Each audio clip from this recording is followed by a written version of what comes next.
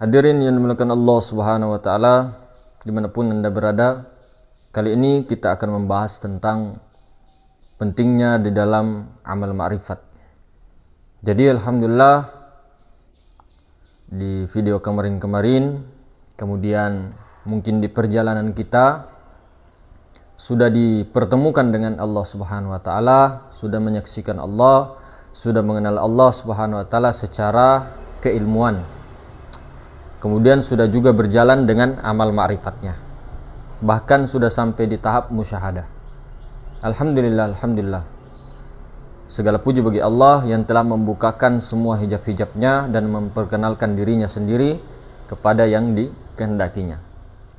Jadi hadirin semulakan, orang-orang yang memang menjalani daripada metode-metode ataupun menempuh suatu jalan yang muktabaroh, artinya toriko-toriko yang muktabaro, toriko-toriko yang sudah masyhur seperti toriko Naksabandiyah, Khalwatiyah, kemudian Satoriyah dan sebagainya, itu memang itu tertib hadirin. Apalagi menurut pengalaman saya sendiri, yang paling tertib itu daripada ketujuh toriko yang saya ikuti itu adalah Naksabandiyah Khalidiyah.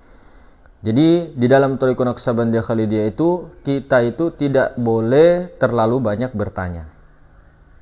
Ketika kita bertanya tentang teori, tentang ilahi anta maksudnya apa, tentang istighfar mau dibawa kemana dan sebagainya, itu tidak dijawab oleh buya, oleh mursyid. Kenapa? Karena memang di dalam Thariqah ini ada kurikulumnya. Dan kurikulum ini sudah tertata sejak zaman Thariqah itu sendiri. Sejak zaman dahulu kala, sudah ratusan tahun yang lalu, bahkan ribuan tahun, dan bahkan asal usul Thariqah ini daripada Nabi sallallahu alaihi wasallam. Kemudian turun, kadang meninggal mursyidnya diganti namanya ataupun bertahan dengan nama itu. Kemudian turun terus sampai ke kita. Jadi punya kurikulum sendiri. Jadi yang awalnya itu dibaiat, kemudian ditalkinkan zikir. Kemudian setelah itu langsung diamalkan. Jadi langsung diamalkan melalui tazkiyatun nafs itu sendiri, pembersihan kolbu, kemudian pembersihan daripada jiwa, atau bahkan di Naksabandi 7 Lataif, kemudian nafi isbat, baru zikir wukuf dan sebagainya. Nah, setelah itu pemahaman yang dengan tazkiyatun nafs tadi, dengan pembersihan jiwa, kemudian penyucian jiwa tadi, penyucian hati dan sebagainya, dengan riyadhah, dengan mujahadah yang dilakukan secara terus-menerus konsisten, maka itu akan memunculkan suatu buah. Buahnya itu namanya musyahadah, mukasyafah, mukorona, mukobala, mukofaha, sehingga fana, kemudian baqobillah. Paling minimalnya itu di Thariqah dipahamkan tentang muraqabah.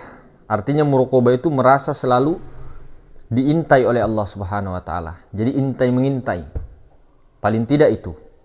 Nah, ketika sambil berzikir, sambil mengamalkan zikir dia sambil muraqabah, merasa diintai oleh Allah, kemanapun dia juga di WCK merasa selalu diintai oleh Allah. Dalam berzikir, dalam suluknya, dalam khalwatnya secara sunyi-sunyi diintai dengan Allah, maka itu akan memunculkan buah. Nanti akan ada kasyaf. Nah, di sini kasyaf itu terbagi dua. Ada kasyaf hissi atau kasyaf khoyali, dan ada kasyaf maknawiyah. Nah, di sini nanti akan terbukalah musyahadah itu, jalan untuk menyaksikan Allah. Namun perlu dipahami di sini, yang menyaksikan itu adalah Allah itu sendiri. Cuma kelihatannya secara kenyataan syariat ini seolah-olah kita yang melihat, padahal Allah itu sendiri. Karena yang melihat itu bukan mata, yang di dalam itu menembus, itu yang menyaksikan. Jadi Allah Ta'ala sendiri menyaksikan dirinya kalau kita mau tarik ke hakikat.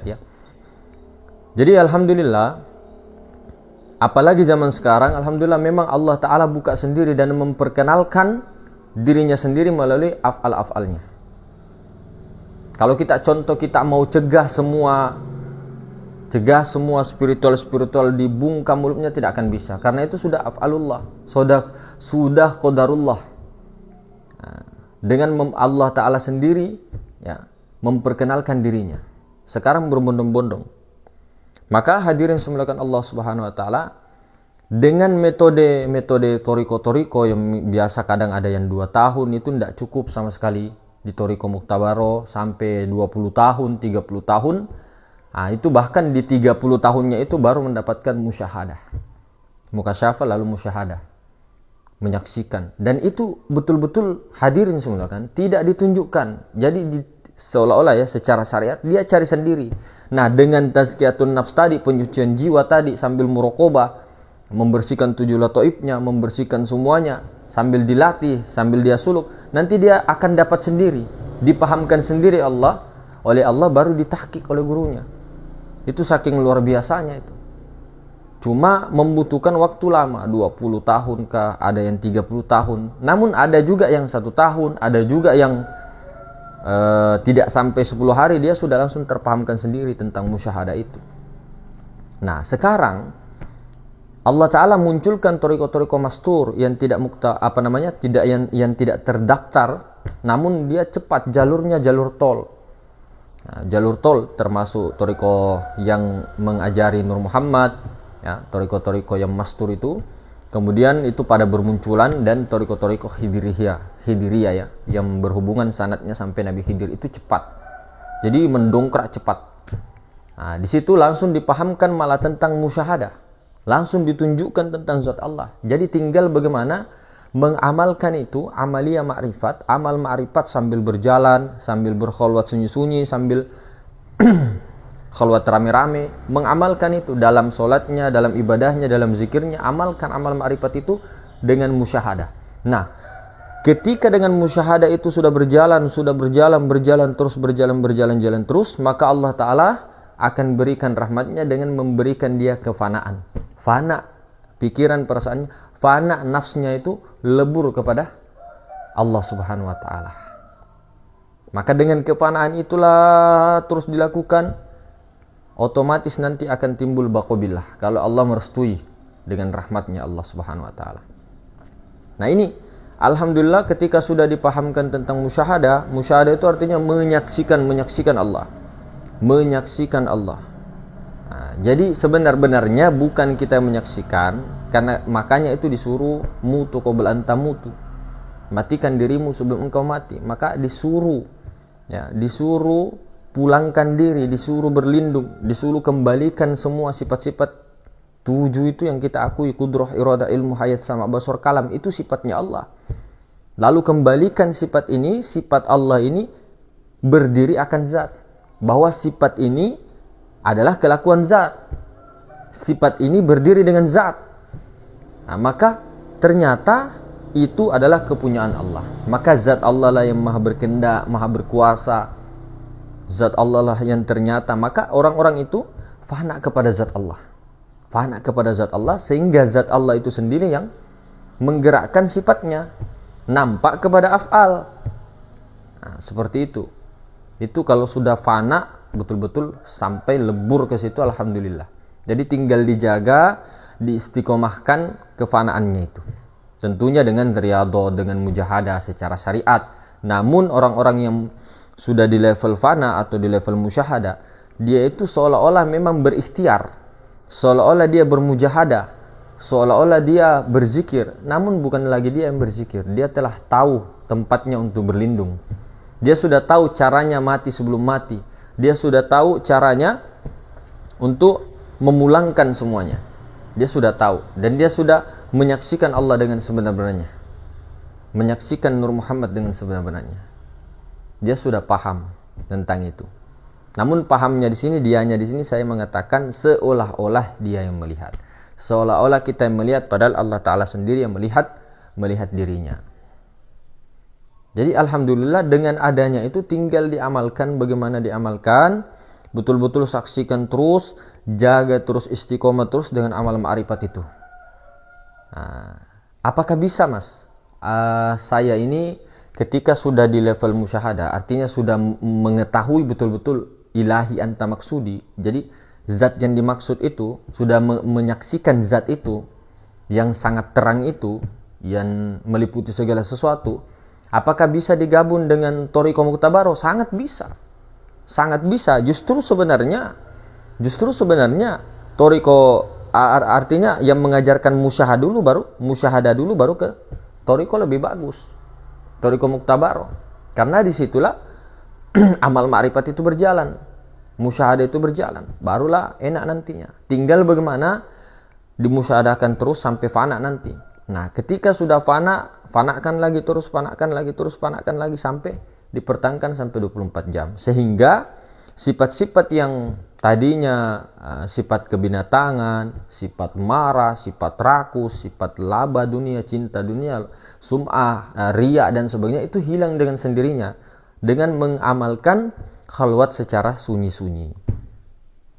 Khalwat sunyi-sunyi itulah yang menyebabkan penyucian jiwa sebenarnya. Asbabnya begitu. Jadi harus dilatih dengan khalwat bersunyi-sunyi. Di situ latihannya.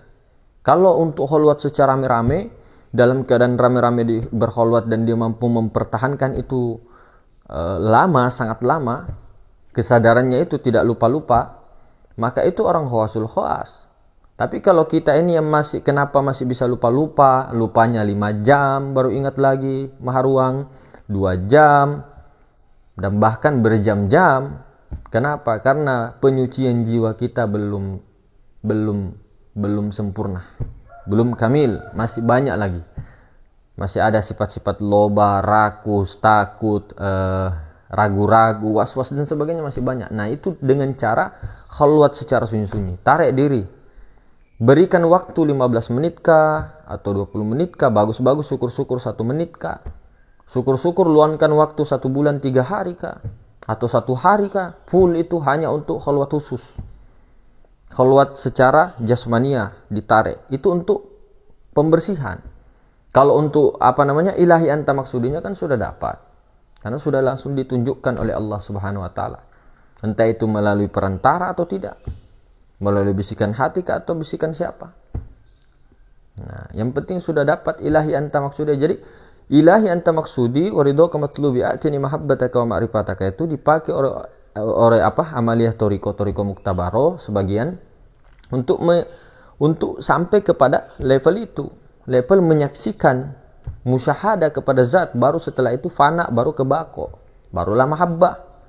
Itu sebenarnya. Nah, kalau sudah dapat, alhamdulillah, tinggal dimesrakan saja, diamal ma'rifatkan, diistiqomahkan, dikonsistenkan. Dengan itu nanti maka marahnya berganti dengan sabar, sifat rakusnya, binatang buasnya terganti dengan sifat-sifat mahmudah nanti. Seiring berjalannya waktu, kalau rajin secara asbabnya, kalau rajin dengan khalwat sunyi-sunyi itu. Tapi ada kok mas, dia jarang khalwat sunyi-sunyi tapi langsung ditarik semua sifat-sifat jeleknya. Alhamdulillah, itu berarti ditarik oleh Allah, jazbah, ditarik sifat-sifat tercelanya, sum'ahnya, riaknya dan sebagainya, karena sering-sering fana. Nah, untuk kita yang baru-baru itu diambilkan waktu sedikit saja, kan 15 menit setelah mendirikan sholat kan tidak menyita waktu lah, atau 5 menit kah atau apa, yang penting ada, supaya untuk bersih itu jiwa, supaya nanti ketika di dalam khalwat keramaian tidak banyak lupanya. Dalam berbicara dia tetap amal ma'rifat, tetap menyaksikan Allah, terhubung dia. Nah, itulah yang dikatakan sholat daim, terhubung. Apa itu sholat daim? Jangan terlalu berat-belit. Sholat daim itulah musyahadah. Musyahadah, tersambung dia menyaksikan Allah, tersambung, terhubung kepada Allah. Allah yang mana? Ada Allah nama, ada af'al, ada sifat, ada zatnya.